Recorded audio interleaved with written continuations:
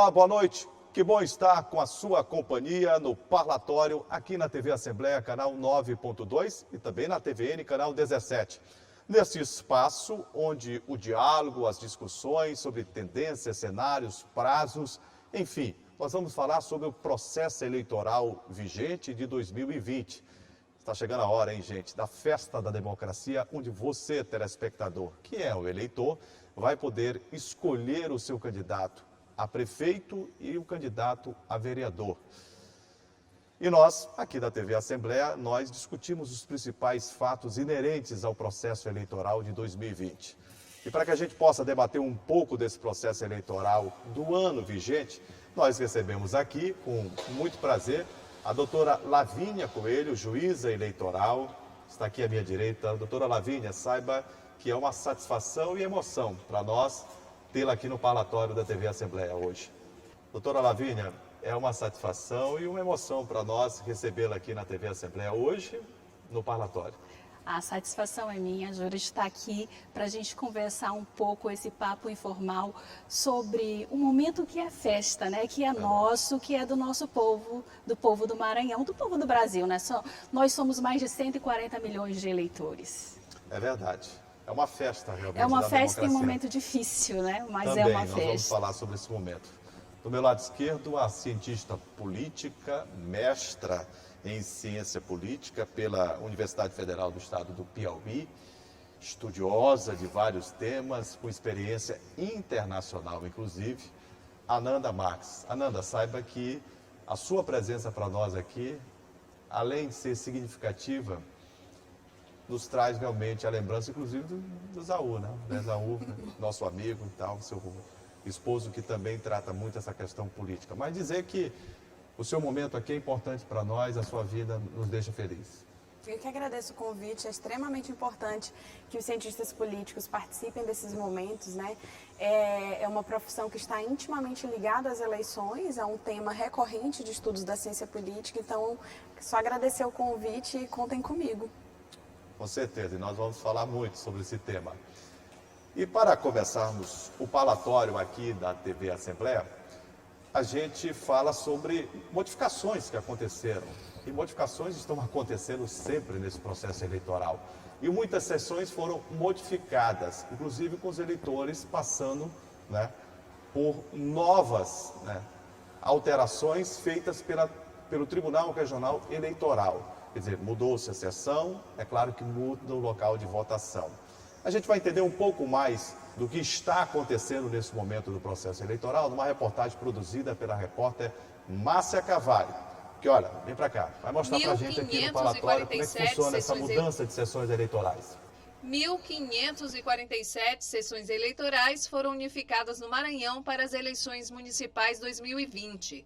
A razão foi a substituição das urnas fabricadas entre 2006 e 2008, que precisam ser trocadas pelos novos modelos. De acordo com o Tribunal Regional Eleitoral do Maranhão, após a revisão das urnas, foram eliminadas 5.385 sessões no estado, com transferência temporária de eleitores. A falta de urnas não é uma realidade apenas do Maranhão. De acordo com o Tribunal Superior Eleitoral, eleitores em todo o Brasil foram transferidos para sessões unificadas. Ocorre que o processo de licitação para aquisição dessas novas urnas feito pelo Tribunal Superior Eleitoral atrasou e essas urnas não vão chegar a tempo dessa eleição. Essas urnas novas ficarão para a eleição de 2022. Portanto, houve uma redução do parque de urnas, tá? E aí a gente teve que fazer uma adequação do número de sessões eleitorais instaladas. Aumentamos o número de agregação, ou seja, juntamos mais sessões que tinham um número menor de eleitores, a gente agregou, tá? E fizemos algumas transferências temporárias de eleitor para chegar no número que fosse compatível com o parque de urnas que nós temos disponível para essa eleição.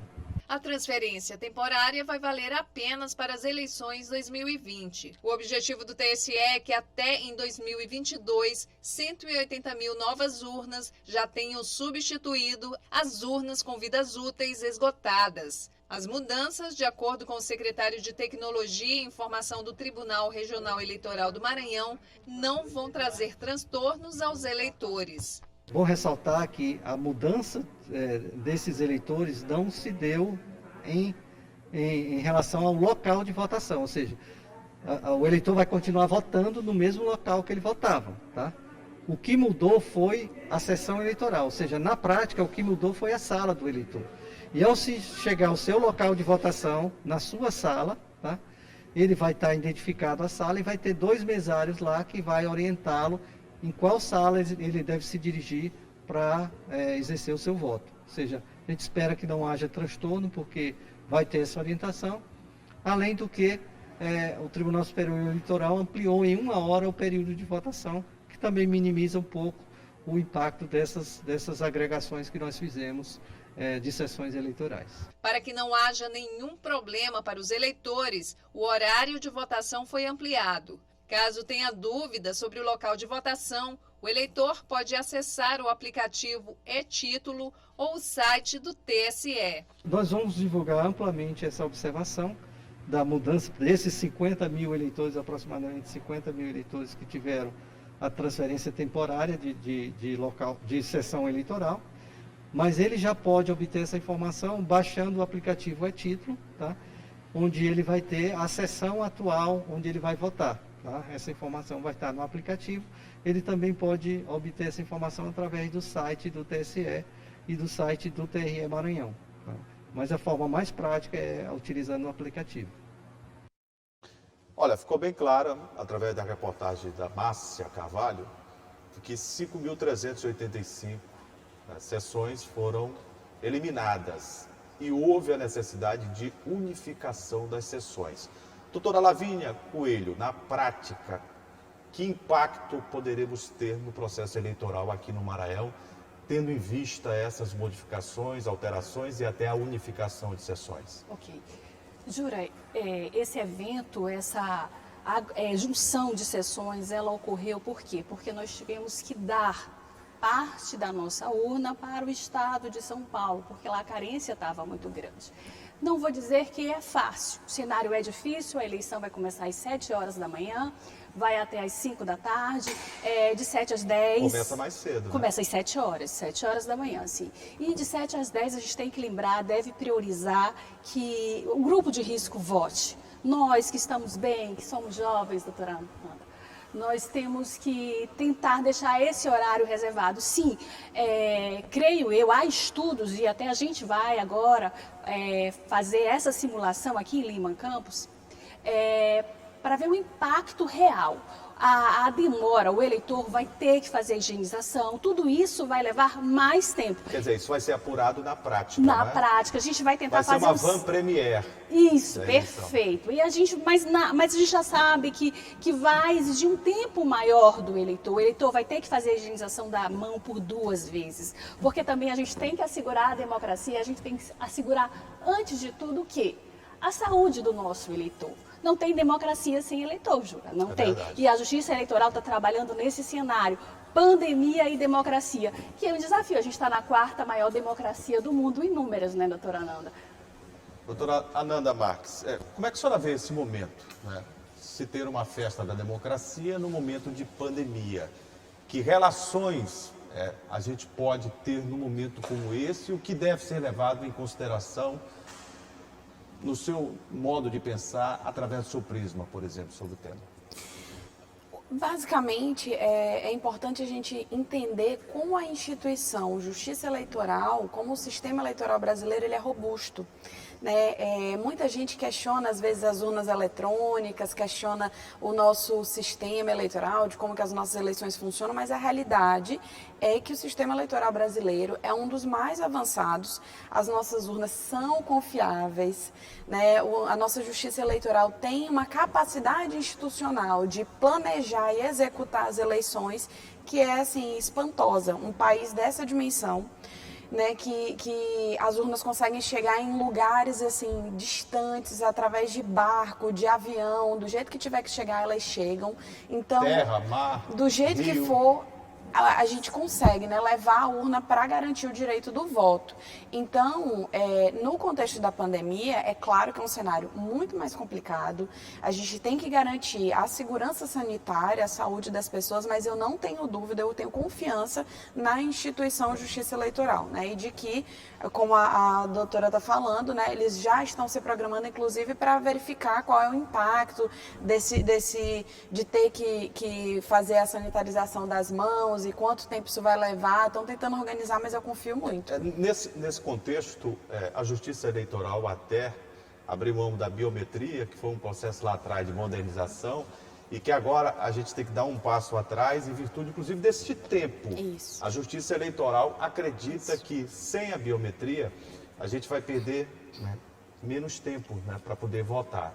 Primeiro, eu quero dizer que é muito bom, como representante da Justiça Eleitoral, ouvir de uma cientista política essa manifestação de confiança. E a Justiça Eleitoral, ela trabalha... E de assim, segurança, e de né? segurança, sim, sim, sim. E eu também sempre digo isso. Gente, nós somos um exemplo para o mundo. Se o Brasil pode ser um exemplo... É com relação à eleição, à segurança das nossas urnas. Interessante, quando a gente faz a apuração, a gente está ali e menos de meia hora, em algumas cidades menores, a gente já sabe quem foi eleito, quem não foi. Que país é esse? A América Grande. A América Grande leva quanto tempo para saber quem foi o presidente eleito? Semanas. Então, isso é muito importante. Então, essa confiança é determinante, o nosso povo confia, sim. E com relação ao processo de votação, a biometria, a gente, Maranhão, ser a primeira eleição sobre a biometria. O desembargador Cleones, como presidente do tribunal, sonhou e realizou esse sonho, fez desse sonho uma realidade. Infelizmente... E trabalhou, inclusive, se a senhora me permite, para que até o final do ano a gente tivesse todo todo o Estado, né, adaptado, adequado ao processo da biometria. Isso. Só que aí o ministro Barroso, a cúpula, né, do TSE, eles fizeram um estudo com os hospitais, os maiores sanitaristas dos países, se ouviu todo mundo, que é muito importante porque o cenário é excepcional, né, é a pandemia. E aí, é atípico. A gente ficou, a própria urna, ela não teria como fazer, diante da higienização, de você colocar o dedo, tudo isso demandaria uma estrutura que nós não temos, entendeu? Então, se tu me perguntas, a segurança vai ficar comprometida? Não.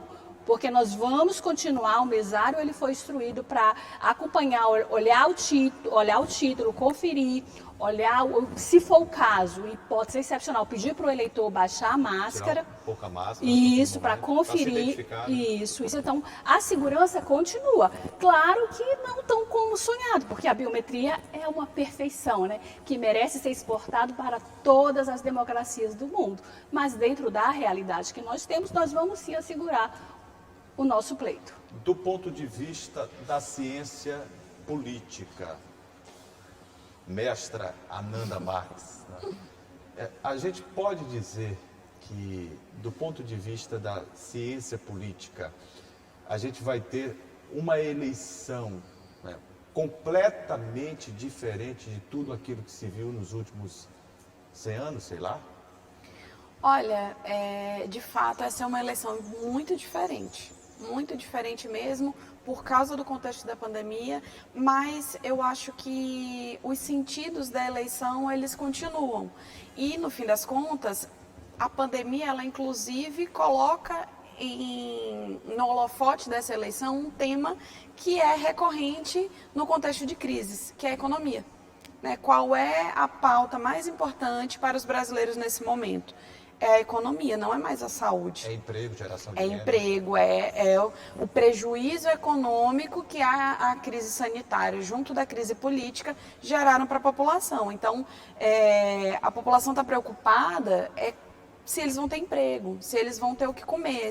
Mas, particularmente, a senhora entende que essa discussão em torno da saúde pública, por exemplo, porque se nós levarmos em consideração que o emprego é fundamental, que a geração de emprego e renda são vitais para qualquer sociedade do mundo, mas que sem saúde você não consegue fazer nada, como é que a senhora consegue, se fosse possível, dissociar um tema do outro? Eu acho que os dois temas estão juntos, mas acabou que no Brasil a gente normalizou o fato de que todo dia estão morrendo quase 1.000 pessoas.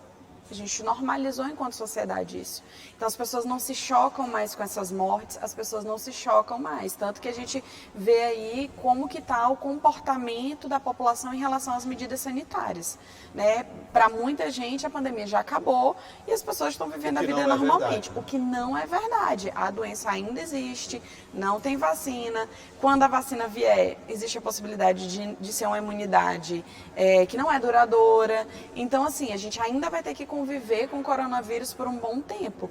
Mas é inclusive um fenômeno muito interessante de como o Brasil, enquanto sociedade, lidou de forma diferente de outros países, né? Muito pelo cenário de descoordenação das políticas de saúde. Eu vou para um rápido intervalo, peço a indulgência da doutora Lavínia Coelho, da cientista política Ananda Marques. E na volta, a gente vai discutir muito sobre o que pensa o eleitor no processo eleitoral e de que maneira o eleitor está vendo as eleições de 2020, do ponto de vista das ações sanitárias e da necessidade de muitos municípios do estado do Maranhão e do Brasil de passarem por mudanças no seu quadro de gestão, ou até mesmo de ratificar quem está no processo de reeleição. A gente vai para um rápido intervalo e o parlatório volta já, contando sempre com a sua honrosa e indispensável audiência. Eu volto já.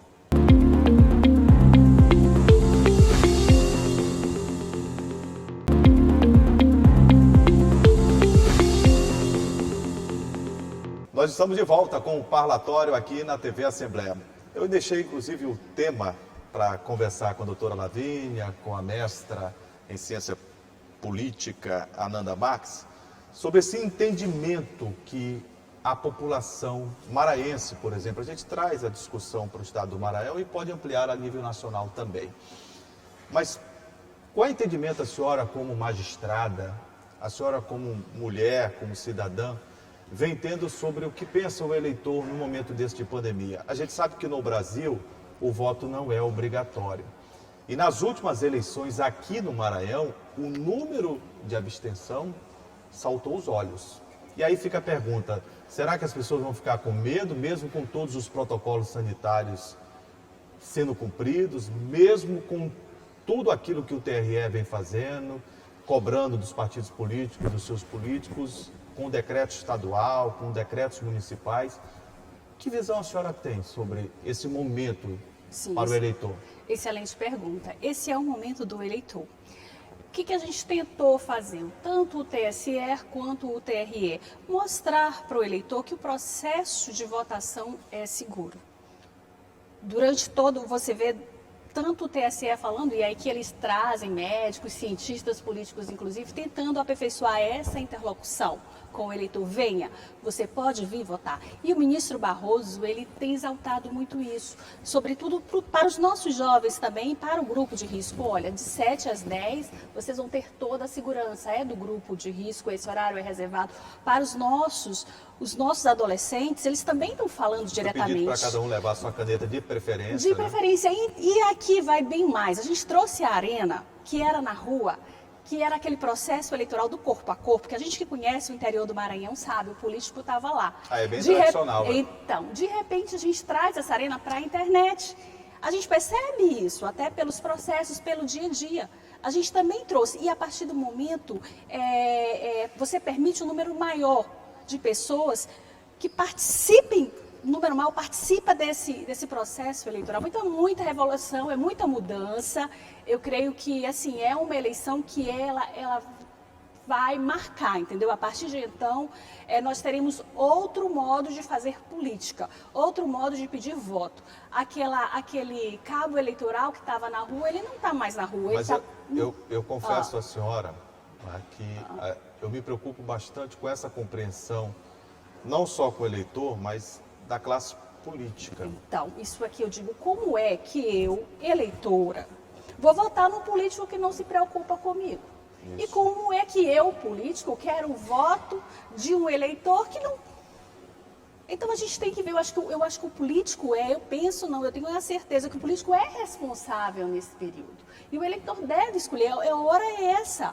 O eleitor tem que ver quem executa as políticas públicas, quem se preocupa com a saúde dele. Então é muito preocupante. Quando a gente olha algumas imagens, elas chegam a ser impactantes. Umas imagens que circulam no nosso estado, como se a gente estivesse num período de normalidade. A gente não está, a gente está no meio de uma pandemia. Às vezes a gente até duvida da realidade daquela imagem. Sim, a gente No momento olha... de pandemia. Meu Deus do céu, tanta gente aglomerada no momento de pandemia. É impactante, a gente ficou tantos e tantos dias discutindo aquela norma de proteção, com quantas pessoas podem, qual a distância, 1,5 metro, 1 metro, 2, todo mundo de máscara, e de repente você olha que parece mais uma micareta, né? Um carnaval. Então como eu posso pedir o voto de alguém se eu não me preocupo com o básico, que é a vida daquela pessoa?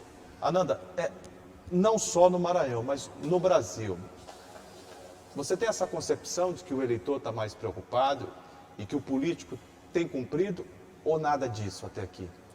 Acho que depende muito das clivagens, né? De que eleitor a gente está falando. O eleitor mais escolarizado, com a renda mais elevada, que inclusive, quando a gente vai analisar os dados de isolamento social, né, é a porcentagem da população que teve condições de fazer isolamento social e que por isso também foi a parcela que mais ficou em casa.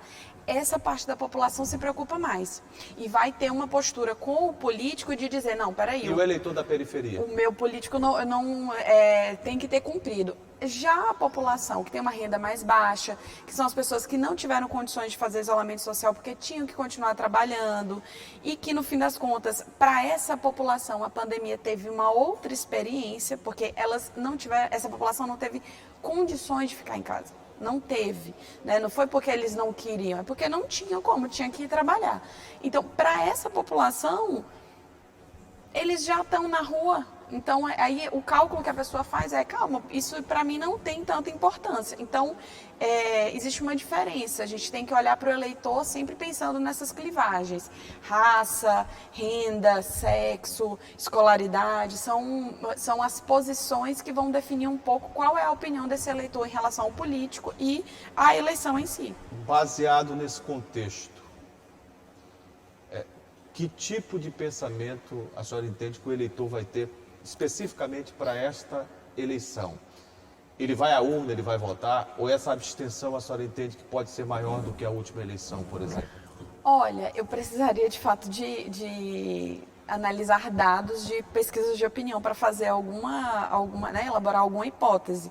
Mas um palpite, né, um palpite sem nenhum fundamento de dados, de informações de fato, eu acho que esse eleitor que ficou em isolamento social, o cálculo dele não, calma, eu estou em isolamento social até agora, 8 meses, 9 meses em casa, eu vou sair para votar? Acho que não. Já a pessoa que já está trabalhando, já está levando a vida dela, está usando máscara e está, né, tentando tomar os cuidados dela na vida cotidiana, ela vai votar. Eu acho que depende muito do que essa pessoa viveu até agora. Mas aí não entra, mestra em ciências políticas, Ananda Marques, não entra uma outra questão também, da informação, desse eleitor, de repente, olha para a televisão, ouve o rádio, vê na internet que o estado do Maranhão está no mapa da estabilidade, os números numa curva declinante, o número de óbitos decrescendo a cada dia, felizmente, o número de recuperados subindo, o número de casos diminuindo. Isso também não tem um efeito prático na decisão, quer dizer, no fato da pessoa decidir ir à urna e votar? Até mesmo aquele que está descrente com algo da política, que quer uma mudança, a senhora acha que não pode servir como outro viés, até mesmo de motivação, Sim. já que na última eleição a gente teve um número de abstenção, eu repito, muito alto? Eu acho que, no fim das contas, a informação ela é o grande subsídio para o voto. Né? Então, inclusive a informação esse ano, ela importa para a pessoa escolher se ela vai votar ou não. Se ela tem essas informações, realmente isso vai ter um impacto para ela decidir, não, é seguro que eu vá votar. A Justiça Eleitoral está garantindo para mim que é seguro que eu vá, que eu saia da minha casa, vote e que eu não vou me contaminar. Mas eu não acho que a abstenção desse ano vai ser justificada pelos mesmos motivos da eleição de 2016 e 2018. Entende? Acho que nós estamos em outro momento político. A gente estava lá em 2016, 2018 numa guinada, né, numa guinada, num outro sentido da política brasileira. Hoje a gente ainda está nessa onda, mas é outro momento. Então, a abstenção desse ano eu não acho que será pelos mesmos motivos. É esse, assim, o ponto, eu acho. A gente tem se preocupado bastante com a interferência nas eleições, doutora Lavínia. Interferências de todo modo, mas as fake news, elas causam danos gravíssimos à democracia brasileira e mundial. O problema não é só no Brasil. E eu sei que antes de perguntar, porque já me disseram, olha, essa resposta que você quer é de milhões de dólares. Mas o que se pode fazer para diminuir esses efeitos, já que coibi-los e acabá-los nesse instante seria uma utopia? Acabar nunca, né?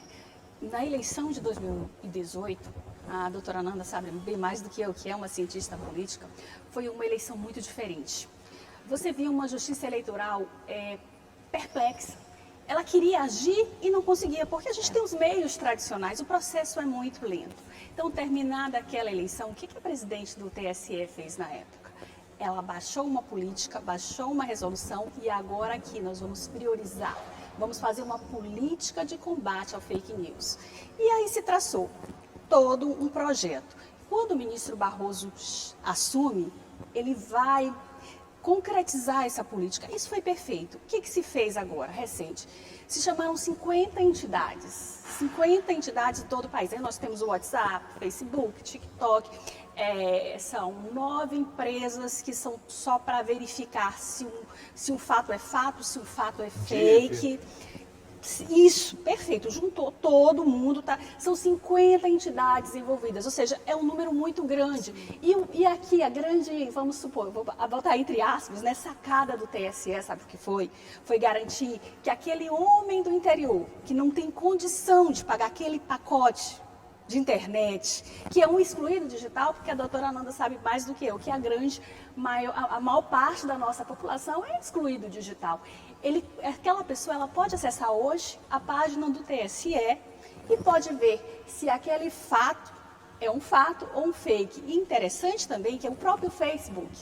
Ele vai, quando você entrar no Facebook, você vai ter lá uma taxa que você vai acompanhar todos os fatos. O WhatsApp vai ter um link para você denunciar, ou seja, eu, Justiça Eleitoral, vi que eu não sou suficiente para dar conta de todo esse problema. Então eu recorro a quê? Eu recorro às mídias digitais e também a essa imprensa, né? A imprensa tradicional, que nós precisamos disso. Com certeza. Agora, a senhora falou do interior e era muito comum, inclusive aqui no estado do Maranhão, você ia a uma cidade do interior do estado, você olhava uma casa ali sem condições estruturais, né, de taipa e com a parabólica. A parabólica você não encontra, mas o smartphone está na mão de cada um, né? Sim. E quer dizer, essa notícia disseminada, falsa, ela chega muito rápido. E eu queria ouvir a senhora em relação, por exemplo, ao que é feito a nível internacional e como se colocaria o Brasil, pelos estudos que a senhora já teve a oportunidade de participar fora do Brasil, como é que nós estamos, né, quando se trata de fake news aqui em relação à ação, por exemplo, das autoridades, a ação da população? É uma coisa assim, é um fenômeno que corrói a democracia por dentro. Porque se o subsídio do voto é a informação, você repassar informações falsas, você está diretamente influenciando o voto das pessoas. Então, não só a ciência política, mas enfim, as próprias instituições eleitorais, os sistemas políticos, têm tentado combater e tentado entender como é que isso funciona, porque inclusive tem explicações psicológicas de como que uma fake news, as pessoas vão internalizando aquilo e elas saem reproduzindo As pessoas às vezes só lê o título, né? E sai falando. E sai falando. Nem lê a matéria toda, não chega a ler. A estatística mostra isso. Eles não leem tudo, e aí tem uma explicação assim, de que é um atalho mental. Por quê? Porque normalmente as fake news elas têm um viés ideológico, né? E para todos os lados, inclusive. E aí a pessoa que já está ela tem a tendência a acreditar naquilo, vai só reforçando, né? É uma lógica que se retroalimenta. Então, há muitos estudos sobre comunicação e política, sobre eleições, sobre mídia, como que a gente pode fazer isso. A iniciativa do tribunal é, assim, importantíssima, mas eu tenho minhas dúvidas se a gente, de fato, vai conseguir combater isso. E a minha dúvida, me baseando no seu vasto conhecimento, não só a nível de Brasil, mas em boa parte do mundo, pelos estudos que a senhora tem feito, se essa dúvida ou essa reação do eleitor brasileiro é apenas dele ou é um desencadeamento, né, em forma de cadeia de pensamento no mundo inteiro. As pessoas reagem diante de uma fake news. Vou dar um exemplo, no Chile, na Europa, como reage aqui no Brasil? É igual em todo lugar. É igual? Não é um privilégio nosso, não é um privilégio do brasileiro acreditar em fake news, isso é um fenômeno mundial. Quer dizer que não se apura mesmo lá fora também? Não, acontece a mesma coisa. Eu falo coisa. por razões culturais, né? Se fala no berço da civilização, na Europa, que a gente imagina que tem um pouco mais de Esse fenômeno intelectualidade. Começou em 2008, lá atrás, ainda na eleição do Obama. E ele se repetiu em todo o mundo, no norte da Europa. Se propagou em todo mundo. Se propagou. A gente vê que o estudo dele começa lá na década de 90 com um professor universitário nos Estados Unidos que juntou um grupo de 10, 15 alunos e foram estudando de uma forma científica. Então, eles trabalham com números, com ciência, eles trabalham com algoritmo. A gente termina vivendo, eu digo sempre, nas nossas bolhas, nos nossos mundos virtuais. E aí os fake news encontraram um ambiente propício, porque eu recebo a notícia que eu quero, que eu gosto e que eu acredito. No momento em que a Lavínia recebe a notícia que ela quer e o Jura recebe a notícia que ele quer, nós temos o quê? A polarização. Aí nós perdemos o senso. Mas a gente precisa ter a responsabilidade de receber essa notícia e de apurar, pelo menos, né? Saber se outros 2, 3 veículos de comunicação, que a gente tem uma certa credibilidade, se é verdadeiro, de checar as informações, às vezes dentro da nossa própria família. Mas às vezes... O tio do grupo da família, eles colocam, eu estava ali fazendo uma leitura, diz que é aquele perigo, que o maior perigo está na informação que a gente recebe no grupo da família, porque é uma pessoa que a gente confia e admira. Faz parte do nosso núcleo. Do nosso núcleo familiar. E eu sempre assim, na eleição passada, eu sempre colocava assim, é fato, é fake, né? E isso complica até as relações. Mas às vezes você mostra a matéria que está checando e a pessoa ainda assim não acredita, porque ela não quer acreditar. Assim, a verdade, ela se tornou relativa, a realidade se tornou relativa. É um cenário de que nada está no lugar mais. É a verdade relativizada na pós-modernidade, né? Mas a gente tem uma relação entre emissor e receptor, que ela acontece na comunicação, inclusive quando a gente estuda a comunicação social, a gente sabe que você emite e que tem um receptor. Mas eu vejo também, e quero deixar as duas bem à vontade para dialogarem, porque depende bastante também, as pessoas devem ter essa compreensão de quem emite a informação. Eu entendo que a doutora Lavínia, ela usando, por exemplo, uma rede social e ela passando uma informação, ela vai ter uma compreensão. O Juraci passando uma informação, ele pode ter outra compreensão. A mestra Ananda Marques, se referindo sobre determinado tema, ela pode ter uma outra. Mas eu vejo que está tão polarizada a política que os próprios grupos de WhatsApp da família, as pessoas acabam brigando dentro dele. E como é que faz, então? Na verdade, a gente vive esse processo já tem algum tempo, né? 2014 já foi uma eleição extremamente polarizada.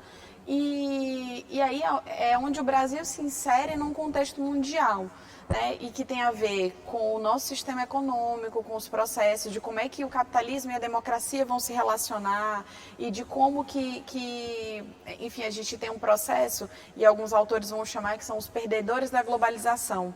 Essas pessoas que não estão satisfeitas com o que existe, mas que elas fazem uma alusão a um passado de glória que nunca existiu e que elas estão tentando resgatar, né? E aí acaba criando-se um conservadorismo que é muito hermético, que não dialoga, e aí em contrapartida você vai ter as pessoas que vão para um identitarismo que também não dialoga. Então, assim, de fato é um cenário muito complicado e que é o contrário do que a democracia propõe. Porque a democracia, ela propõe consenso. Não existe democracia sem consenso. E consenso, só se chega ao consenso se você cede um pouquinho daqui, se eu cedo um pouquinho dali. Não dá para a gente chegar no meio termo se a gente não sair dos extremos, né? Eu vou para o intervalo, mas antes a gente já coloca uma situação aqui. Se falou muito em democracia. Tanto a Ananda como a doutora Lavínia falaram bastante em democracia. Mas que ideia o povo maranhense e brasileiro tem sobre a democracia? Qual é o olhar das senhoras sobre esse tema a partir do ponto de vista de que o Brasil atravessa uma série de problemas políticos, problemas estruturais, problemas administrativos e problemas, inclusive, da convivência familiar, um núcleo atingido por violência, por tráfico, por intolerância e por outras situações mais. A gente vai tentar discutir isso daqui a pouco. Eu vou para um rápido intervalo, volto já com o palatório. Segura aí que a gente volta já.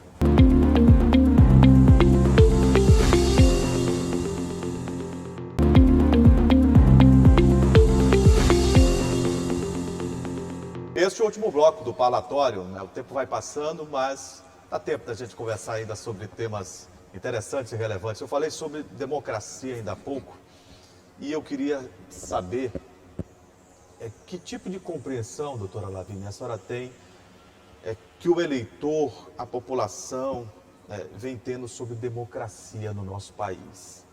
Se fala bastante que a nossa democracia é jovem, e realmente. Se fala de todo o processo de redemocratização que este país sofreu. Mas será que as pessoas estão entendendo mesmo que esses valores democráticos advêm da Constituição do país e que essa Constituição precisa ser respeitada, coloquialmente falando, ao pé da letra? Eu penso que sim. Nós temos aí um processo de amadurecimento que vem desde a Carta de 88, né? Já se vão um longo período, né? E durante todo esse tempo, você vê um povo mais participativo. O homem, sobretudo o homem do nosso interior, ele participa do processo eleitoral, ele assume um lado político, ele fala, ele pensa, ele sabe o que ele quer. Agora, o que me preocupa é como esse processo que era muito ali na rua, que agora tem que sair da rua, como é que esse homem vai poder participar? Como é que ele vai interferir? Será que ele vai se considerar apto para ele ter informação daquele pretenso candidato dele? Isso que nós fizemos, nós tiramos da urna, da rua. Não, a gente não pode ter essa política de rua. É interessante isso. Antes, a política, a gente começou a controlar tanto, até a própria justiça eleitoral, isso pode, não pode, pode, não pode. A gente terminou quase que criminalizando alguns atos políticos. Mas tem gente que acha, por exemplo, que o processo democrático trouxe algumas consequências de hoje não se ter mais um processo eleitoral de uma festa propriamente dita, daquele corpo a corpo, do entendimento maior, da conversa, do diálogo. E hoje a coisa está muito híbrida. Pois é. Isso, durante esse corpo a corpo, chegou uma hora que ele foi meio que, não é por aí. A gente diminuiu muito o período de campanha. E o que se fez? Isso foi bom? A gente hoje está pensando. Os custos diminuíram, o Caixa 2 diminuiu, nós temos o fundo de financiamento de campanha, sim, mas aquele homem lá que tem menos, uma estrutura partidária menor, será se ele consegue ainda entrar na política? Será se não ficou mais difícil? Por isso, se me perguntassem como eu prevejo essa eleição daqui a 2, 4 anos, eu tenho a impressão, pelo que eu tenho escutado, que agora da pandemia a gente pode ouvir os ministros mais perto. Esse acesso à informação também aumentou, é uma realidade. Então, hoje se pensa muito nisso. Como que a gente vai garantir essa democracia, esse acesso universal à política? Será se a gente não restringiu tanto? Pensando em proteger a nossa democracia, que a gente terminou excluindo. É por isso que eu vou colocar no diálogo a Ananda Marques. Foi excluído mais o eleitor? Os políticos estão com a situação muito restrita na hora de fazer a campanha política? Os novos prazos, as novas regras, eles deixaram o processo eleitoral menos dinâmico do que outrora? O que a senhora pensa?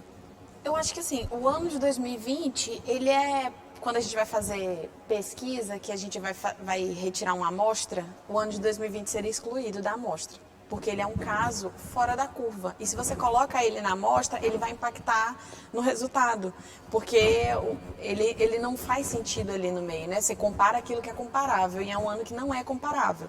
Então, acho que esse ano a gente não pode olhar muito, mas o aprimoramento do sistema eleitoral, ele é feito, claro que a ciência política, ela vai lá, ela estuda, ela verifica, calma, isso aqui teve esse impacto, isso aqui teve esse, mas a tomada de decisão nas instituições, ela é muito também de assim, vamos tentar isso, se não deu, a gente volta, a gente vai avaliando, e assim, a democracia, ela existe em diferentes arranjos institucionais. Não é o arranjo em si que vai determinar a qualidade, é como que isso é implementado, como que isso é efetivado. Porque às vezes você tem uma regra perfeita, mas na hora de implementar não dá certo. Então, é preciso ter esse aprimoramento, esse diálogo, e isso é um processo democrático, inclusive. A doutora virá aqui e dizer, olha, a gente está avaliando se isso foi bom, se isso excluiu ou não, isso aqui é uma prova de que é uma instituição que tem robustez para pensar a si mesma. Agora, eu penso que a senhora fala sobre a forma típica e que não deveria ser levada em consideração no processo, inclusive, de amostragem. Mas veja bem, vamos fazer um exercício aqui e eu gosto sempre de estimular as nossas mentes. A gente precisa pensar. Muitos especialistas na área de saúde dizem o seguinte, olha, começa-se um novo mundo a partir de agora. Sim. E que nós vamos subir, adentrar esse mundo e não vamos ter que ficar olhando para o retrovisor atrás. A gente vai ter que seguir em frente. Sim.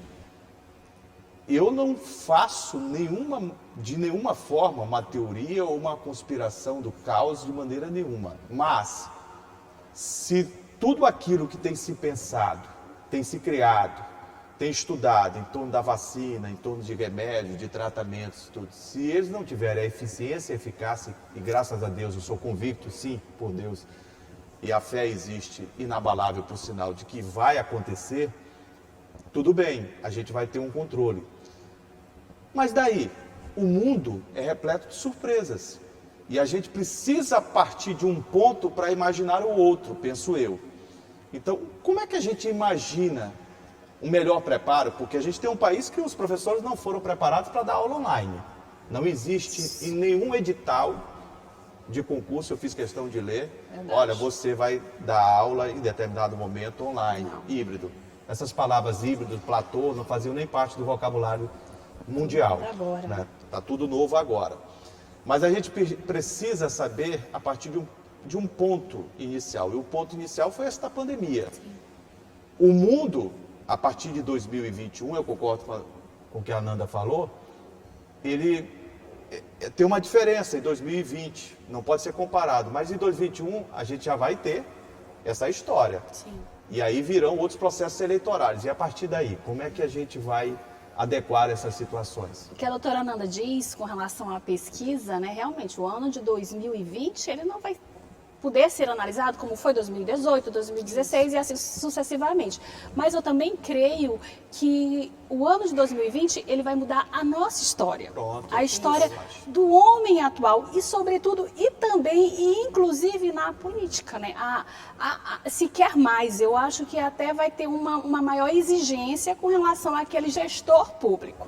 Democracia e política. Nós temos aqui no Maranhão, por exemplo, melhorou a questão da politização das pessoas ou a gente continua no mesmo patamar, muitas pessoas não se interessam pela política, na sua opinião? Eu acho que melhorou sim, eu acho que melhorou. O Maranhão ele teve um salto aí em relação às políticas públicas. E as políticas públicas, elas impactam diretamente na vida das pessoas, né? E um dos efeitos de você ter acesso aos seus direitos básicos, às políticas públicas, é a participação política. Então, eu acho que o Maranhão ele está num lugar, inclusive, privilegiado em relação a outros estados.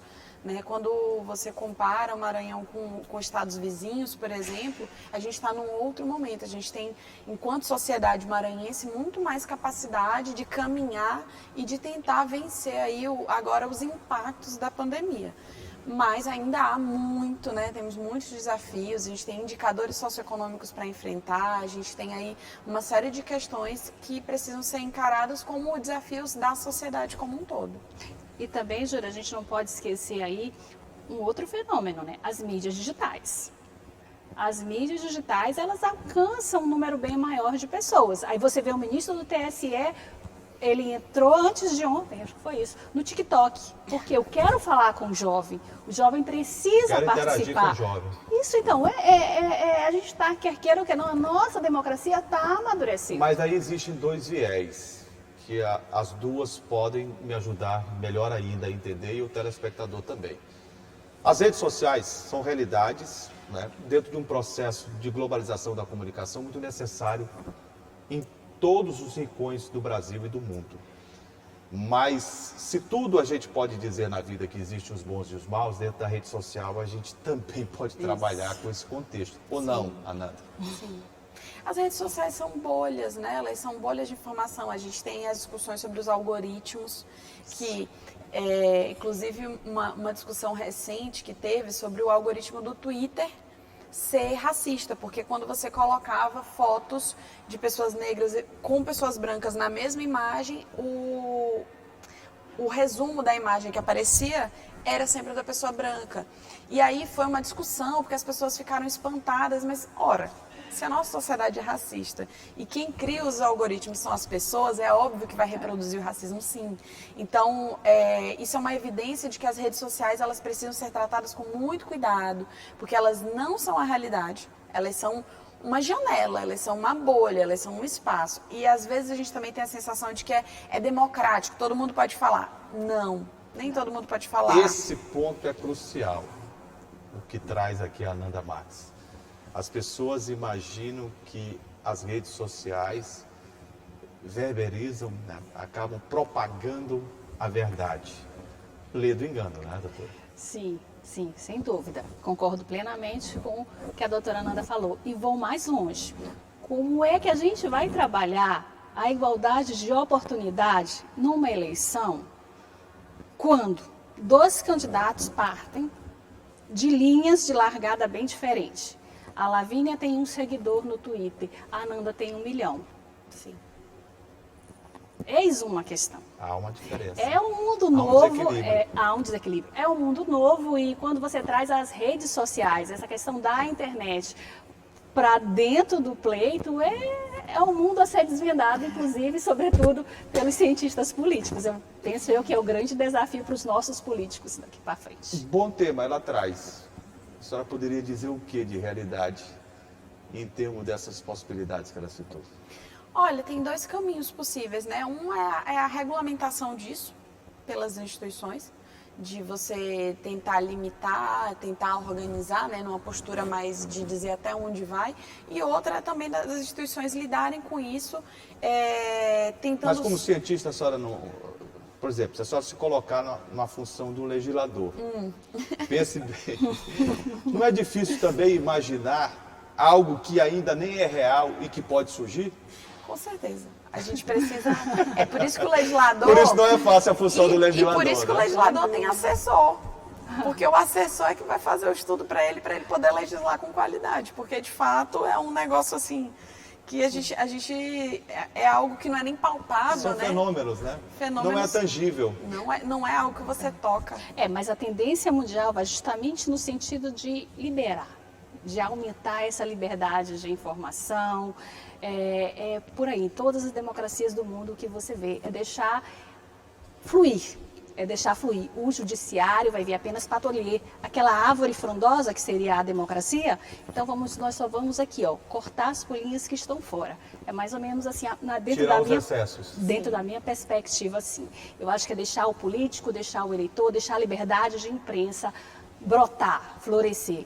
A democracia passa por aí. Eu acho que o mundo atual também. Olha, é tão instigante falar de democracia que eu ficaria o dia inteiro, a noite inteira, conversando com as duas aqui. A mestra em Ciências Políticas, Ananda Marques, a doutora Lavínia Coelho, juíza eleitoral. Mas o tempo passou e passou rápido. E eu gostaria imensamente de agradecer a presença das duas, dizer o quanto é importante recebê-las aqui para tratar de um tema tão relevante, atual, né? E que nos leva à imaginação futura do que pode acontecer. Eu nem sei o que vai acontecer. Ninguém sabe. Nós. Nós todos, né? Mas, doutora Lavínia, foi uma satisfação conversar com a senhora. Um prazer enorme. Espero recebê-la em outras oportunidades aqui no Parlatório para a gente falar sobre esse instigante tema. Sim, sim, sim. Muito obrigado. Eu que agradeço a oportunidade. Ananda Marques, que satisfação revê-la e que bom conversar sobre essas ciências políticas, sobre democracia e eleições. É sempre prazeroso estar com você. Eu que agradeço o convite. É só me convidar de novo que eu venho aqui. Se depender de mim, vai ser convidada sempre, viu? Obrigada. Tá certo? Muito obrigado. E assim a gente conclui mais um Parlatório aqui na TV Assembleia. O Voltaire, francês, ele tem uma frase que chama atenção e que diz mais ou menos o seguinte: que as pessoas devem falar e fazer aquilo que bem entende. Ele vai respeitar esse direito mesmo não concordando com aquilo que é falado. É com esta expressão que a gente finaliza o parlatório de hoje. Obrigado a todos pela atenção, pela audiência e até a próxima.